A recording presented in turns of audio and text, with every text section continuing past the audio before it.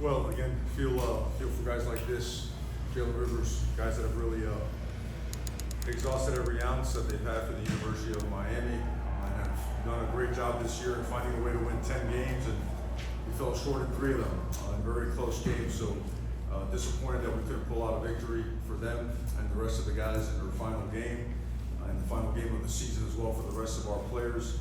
Certainly, these guys have always fought, have always competed. In every single opportunity they've had, this was no exception. But really honored to have coached a guy like this and several others in that locker room. It's painful, it's as painful as it gets when you don't win. But a lot to build on, a lot accomplished by these guys, and moving on. All right, if you have a question for Coach or Jalen, raise your hand, we'll get a mic to you. We'll start right down here in the front row. Jalen, Kyle Nash, Fans for Sports Network. Obviously, you would have preferred the victory, but a Miami bowl game record in rushing. What does that mean for you boys up front to have the opportunity to do that in a game like this with all this notoriety? Yeah, it would have felt better with the win, but I mean, regardless, I dedicated to all the O-line. I mean, we rotated 6 guys, and they got to commit every single one of us. And you got to need the running backs, commit everybody on the offense, really. And I appreciate, blocking for our running backs and blocking with my O-line too, and blocking for our quarterback and blocking for the receivers to get the ball. But it means a lot that, we were to be able to rush like how we did today, but it would be better. Back right, Tim.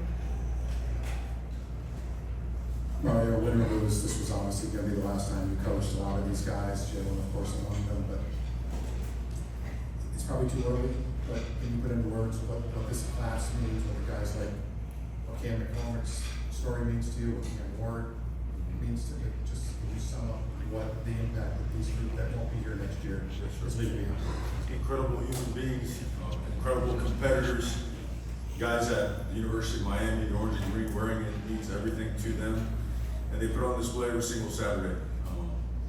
Again, these guys, there's a lot of firsts in a long, long time. They were undefeated at home. They won the state championship, so to speak. They won 10 games for the second time in 20 years, and all those were positives. And then in three games, we fell short by a drive, a play, a series. And those things are painful, and it makes you understand and realize how the details in football, they come into play against really good teams. These guys have put Miami back on the map as a team that's rising, and their efforts, their resilience, the culture that they've set. They're early to everything. They do everything to the best of their abilities. They hold themselves to high standards. These guys are going to be, they're elite human beings, and they're going to be elite in life in everything they do. I look forward to watching these guys play for a long time on Sundays. But they have certainly raised the standard, and one that now it's the next generation's turn to uphold the legacy and make it better. Take a couple here in the front row on the right.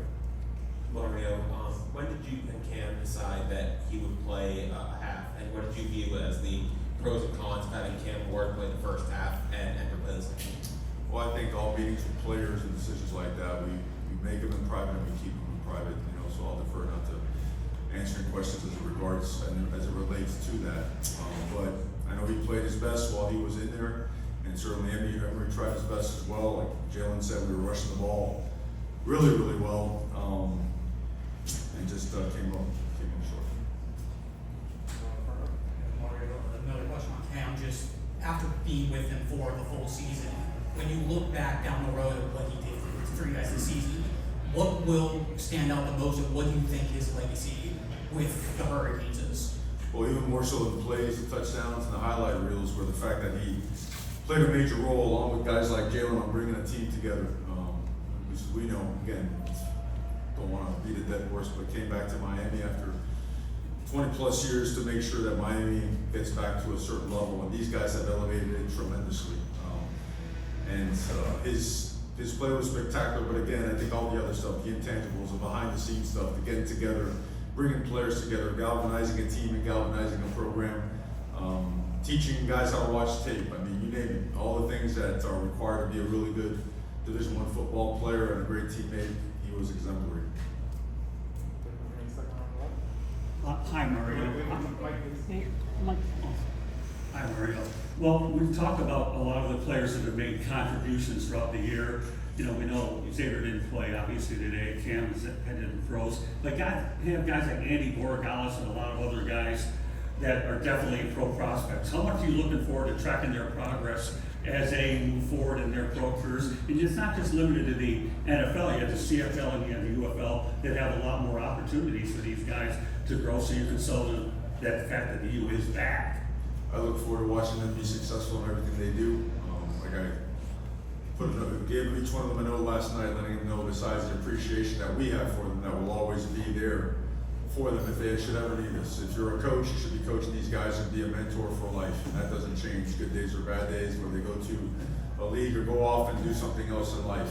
So, and that's how strongly I feel about these guys. Would do anything for them. Painful that we couldn't get a victory for them. That's the part that hurts the most right now, and certainly not something we get over. We work ungodly hours and do ungodly just rounds and rounds of reps and effort or whatnot. So it certainly it pisses you off, and at the same time, respect to the team that we just played against. They do a really good job as well. But I think two really strong cultures showed up today, and just sometimes you just run out of time. They did a little bit of a better job than we did, but it is, to me, the biggest thing to take out of this is the heart, the toughness, the resiliency of our team to just keep coming, and they're going to do that in everything they do in life. Mario, Damian limped off late in the game. How critical was that in your final few drives? Well, he got banged up pretty good. So, I mean, he was hot. He was a hot hand. I mean, from his first carry all the way to when he got banged up. So, and when a guy's running like that, I mean, Damian, game 5, 6, 7, he was really something, and certainly would have been great to have him play a little bit.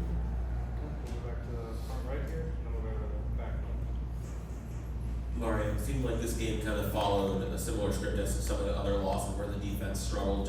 I know this game only ended a few minutes ago, but what would you identify as the maybe similar issues that kind of carried through the year on defense? Yeah, certainly. When we win as a team, we win as a team. We lose as a team as well. When you look at certain aspects of our game, there were some issues. And sometimes it's communication, and sometimes it's alignment. Obviously it's nowhere near what it is the standard for us. Now when we go in there and as a team and we're in the middle of a game, we don't harp on that. We don't blame. We just go forward. We try to make things work. So, but there were some issues. And it's not acceptable. All right, we'll do 2 more. We'll go back on the left and then close on the front right. Mario, obviously Cam's leading one of the greatest quarterbacks that this program's ever had. How do you feel about the position going forward, maybe some of the depth that you have at that position, and still Where's the question coming from? right over here, Mario, back here. There you go. Okay. Yeah, just the quarterback position. Obviously losing a great one in Cam, Sure. the NFL.